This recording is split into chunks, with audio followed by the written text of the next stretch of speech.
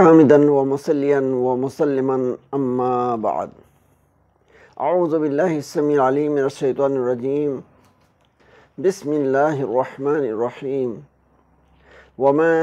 انفقتم من شيء فهو يخلفه وهو خیر الرازقین۔ معزز ناظرین، قابل احترام خواتین، اللہ تبارک و تعالیٰ کا شکر احسان ہے جس نے ہمیں اور آپ کو پیدا فرمایا اور پھر ہماری جو زندگی کی ضروریات ہیں ان کا مختلف طریقے سے انتظام فرمایا۔ ہماری حاجات و ضروریات کے لیے بعض دنیاوی اسباب کو مہیا فرمایا جسے ہم مختلف انداز میں اختیار کرتے ہیں۔ اسی طریقے سے ہماری ذاتی جو ضروریات ہیں یا فیملی اور سماجی جو ضروریات ہیں ان کے انتظام کے لیے ہمارے اوپر جو عبادتیں مقرر کی اور لاگو کی ہیں ان کے اندر بھی کچھ ایسے اسباب مہیا فرمائے کہ اگر انہیں ہم شرعی طریقے پر انجام دیں تو وہ بھی ہماری زندگی کی جو ضروریات ہیں اس کی تکمیل کے وسیلے اور ذریعے بن جاتے ہیں۔ اللہ تبارک و تعالیٰ نے ہمارے اور آپ کے اوپر جن عبادتوں کو مقرر فرمایا ہے اور لاگو کیا ہے ان عبادتوں میں ایک عبادت ہے جو مال سے تعلق رکھتی ہے جسے ہم مالی عبادت کہہ سکتے ہیں۔ یہ مالی عبادت ایک تو اللہ تبارک و تعالیٰ کی رضامندی اور خوشنودی کا ذریعہ اور وسیلہ ہے، ہمارے اخروی نجات اور اجر و ثواب کا سامان ہے۔ اسی طریقے سے یہ مالی عبادت اگر کتاب و سنت کے مطابق انجام دی جائے تو اس سے ہماری جو اس دنیاوی زندگی کی حاجات ہیں، ضروریات ہیں، اس کی بھی تکمیل ہوتی ہے اور اس کا بھی یہ ذریعہ اور وسیلہ مقرر کیا گیا ہے۔ چنانچہ آئیے ہم اس سلسلے کی بعض آیات اور اللہ کے نبی جناب محمد رسول اللہ صلی اللہ علیہ وسلم کے بیان کیے ہوئے بعض فرمودات کو آپ کے سامنے رکھیں جس سے آپ کو اس بات کا اندازہ ہوگا کہ یہ عبادتیں جس طریقے سے ہماری اخروی نجات اور کامیابی کا ذریعہ ہیں اسی طریقے سے ہماری دنیاوی زندگی کا بھی زبردست سامان اور وسیلہ ہیں۔ سورہ سبا کی آیت ہے، آیت نمبر 39 ہے۔ اللہ تبارک و تعالیٰ ارشاد فرماتا ہے، اعوذ باللہ من الشیطان الرجیم، وَمَا أَنفَقْتُم مِّن شَيْءٍ فَهُوَ يُخْلِفُهُ وَهُوَ خَيْرُ الرَّازِقِينَ۔ یعنی پروردگار عالم ہم سے اور آپ سے اپنے بندوں اور بندیوں سے مخاطب ہو کر کے ارشاد فرماتا ہے کہ اے میرے بندو، اے میری بندیوں، جو کچھ بھی تم راہ خدا میں خرچ کرو گے فَهُوَ يُخْلِفُهُ، وہ اللہ رب العزت اس کا تمہیں بدلہ دے گا، وَهُوَ خَيْرُ الرَّازِقِينَ، اور وہ دینے والوں میں سب سے بہتر دینے والا ہے۔ حضرات گرامی، یہاں پر اس آیت کریمہ کے ٹکڑے کے اندر پہلی چیز انفاق کا بیان ہے۔ انفاق کا کیا مطلب ہے اس کو بھی سمجھتے چلیں۔ انفاق کا مطلب ہے کہ جن جگہوں میں یا جن موقعوں پر یا جن چیزوں میں اللہ تبارک و تعالیٰ نے خرچ کرنے کا حکم دیا ہے یا خرچ کرنے کی اجازت دی ہے وہاں پر اپنے مال کو لگانا، اپنی دولت کو صرف کرنا اور خرچ کرنا مراد ہے۔ اگر کوئی اللہ کا بندہ، اللہ کی بندی اللہ تبارک و تعالیٰ کے حکم کے تحت یا اللہ تبارک و تعالیٰ کی دی گئی رخصت اور اجازت کے تحت خرچ کرتا ہے تو مولا کریم وعدہ فرماتا ہے کہ اے میرے بندو، اے میری بندیوں، یاد رکھو کہ اگر تم میرے حکم کے مطابق خرچ کرو گے، میری اجازت کے مطابق خرچ کرو گے، تو میرا وعدہ ہے کہ میں اس کا بدلہ دوں گا۔ مفسرین یخلفہ کا مفہوم اور مطلب یوں بیان کرتے ہیں کہ یہاں پر اللہ تبارک و تعالیٰ جو بدلہ دینے کا وعدہ فرماتا ہے اس کا تعلق دنیا سے بھی ہے اور عقبہ اور آخرت سے بھی ہے، یعنی اللہ تبارک و تعالیٰ دنیا میں بھی اس کا بدلہ دے گا اور آخرت میں بھی اس کا اجر و ثواب عطا فرمائے گا۔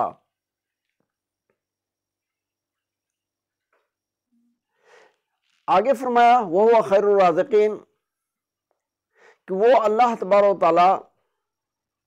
دینے والوں کے مقابل میں سب سے بہتر دینے والا ہے۔ چنانچہ اس عطا اور بخشش کا ایک حدیث کے اندر یوں نظام بیان کیا گیا ہے کہ اللہ تبارک و تعالیٰ کا اصول و ضابطہ عطا کرنے کے بارے میں، دینے کے بارے میں یوں ہے کہ الحسنۃ بعشر امثالها الى 700 ضعف وإلى اضعاف کثیرہ، کہ اللہ تبارک و تعالیٰ کا نظام یہ ہے کہ ایک نیکی کا ثواب 10 ٹائم 10 گنا بڑھا کر دیتا ہے،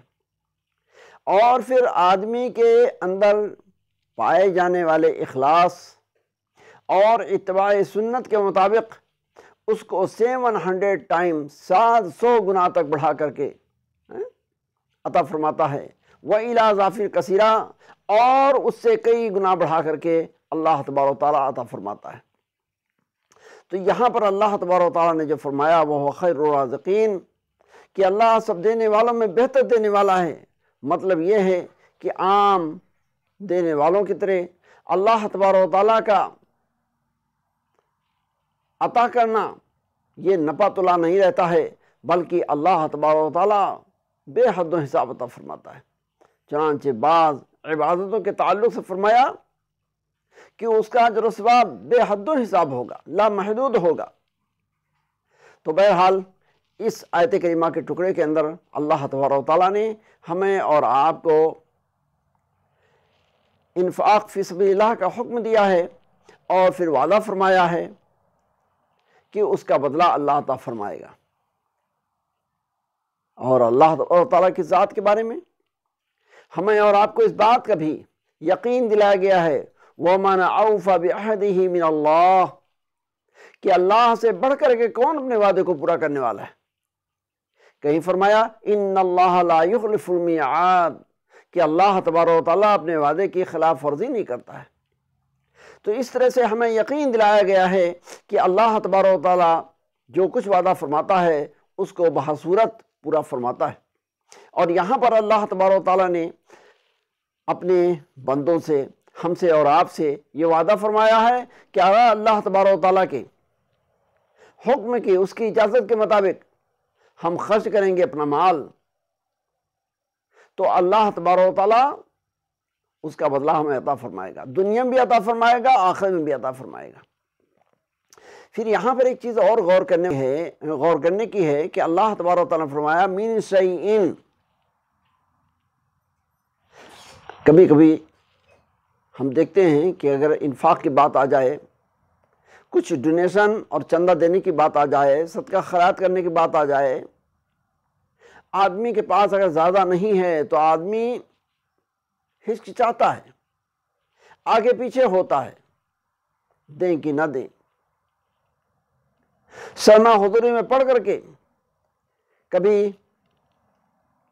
نہ دینے کی ٹھان لیتا ہے۔ اللہ تبارک و تعالیٰ